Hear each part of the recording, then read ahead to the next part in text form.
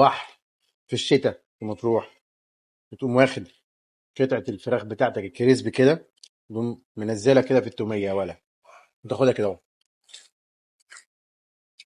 وتقول ايه حلاوة يا ولا، حلاوة يا ولا، وبس كده. مساكم سعيد. لما تبقى في مطروح في الشتاء والجوع تروح تاكل فين؟ تعال لما اقول لك. توصل لحد البيك دلوقتي، هو اسمه دجاج البيك، كمان شويه كده هتلاقي اسمه شيكو، وهنبدا نشوف الاكل عندهم جوه. طبعا انا من اكلتي المفضله عندهم جوه اللي هو الكريسبي ستريبس والروز ريزو، هم طبعا علم في النقطه دي. وفي الشتاء مجهزينه وقافلينه كده، موجود جنب مسجد العوام، وقدامك على طول كده كورنيش البحر وكل حاجه حلوه. لكن زي ما انتم شايفين كده، ادي المطعم اهو، لكن قريب هتلاقوا الاسم دوت، هتلاقوا اسمه شيكو. يلا بينا. كان زي ما انتم شايفينه كده اهو من جوه، في الشتاء بيكون مقفل تماما من بره عشان موضوع الهواء والحاجات دي كلها، لكن هتبدا شايف البحر عادي جدا، وكمان شايف مسجد العوام بعينك. لو عايز تفتح الشباك، هم عاملين شباك اهو تقدر تفتح تبص منه، وانا هقعد عند الشباك. المحلات اللي بتكون فاتحه صيف شتاء هي دي المحلات اللي تقدر تاخد منها جوده حلوه في الصيف. ليه؟ لان هو بيهمه اسمه قوي، لان هو بيقدم منتج وبيقدم جوده طول السنه. في الصيف دايما بيبقى فيه ضغط كتير جدا، فاذا كنت انت مش كويس في الصيف ومش هتقدر تكمل في الشتاء. الحمد لله المطعم هنا من المطاعم اللي هي بتبقى مكمله معانا صيف شتاء بقاله اكتر من كده سنه في مربع العوام هنا. وحلاوه يا ولا. تعال بقى نبدا ناكل ونشوف يا ترى هناكل ايه النهارده. جايبين سندوتش جديد يا رب يعجبنا. الاوردر بتاعنا جه وكل حاجه كامله مكمله. كول سلو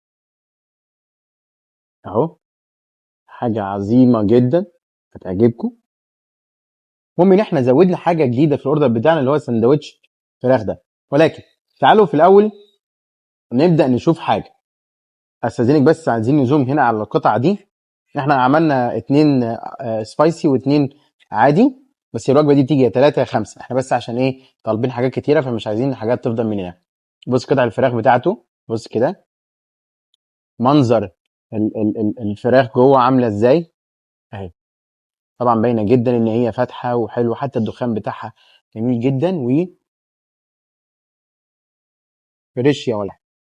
دي بقى البطاطس زي ما انتم شايفينها اهي، مش عايزه كلام، زي بطاطس البيت عندنا، حاجه تحفه تحفه يعني. موحوحه يا ولاد. تعالوا بقى نشوف الرز ريزو. الرز ريزو بتاعهم اهو زي ما انتم شايفينه، مليان بسم الله ما شاء الله فراخ اهو. وتحت هتلاقي الرز اكيد اهو. بسم الله. مميزين، مميز حتى التيست بتاعه تحفه قوي، تحفه. العيش لا هو بايت ولا اي حاجه، فريش اهو، مش اي حاجه ولا معجنه ولا مبلوله ولا اي حاجه. تعالوا بقى نخش على السندوتش بقى ده. قبل السندوتش ادي كول سلو، ونبداوا هنا كده. بصوا بقى السندوتش عايز نقلع له النضاره عشان عايز يشاف كويس. السندوتش شكله مبدئيا لازم زوم. ليه؟ حاجته فاتحه، لونه فاتح، رسمته حلوه، رصته احلى كمان اهي. بص كده من جوه كمان معايا اهو، قطع فراخ ومتضاف عليها بقى كل حاجه انت عاوزها، وحجمه مش صغير.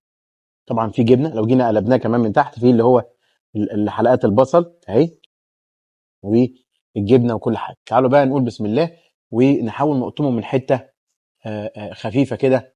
يا لهوي يا اولاد، من هنا اهو، يلا بينا.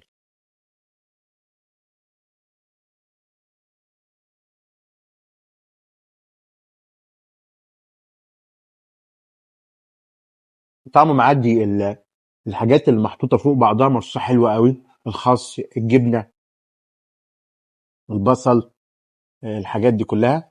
انا خايف لا يقع مني. امم سندوتش معدي ومقرمش مقرمش مقرمش مقرمش. مجمل الاكل هنا بتاع البيك لما تلاقي واحد بفاتح فتره الشتاء وحده كده ومستمر معانا صيف شتاء، فدي الجوده بتاعته بتكون ملهاش حل.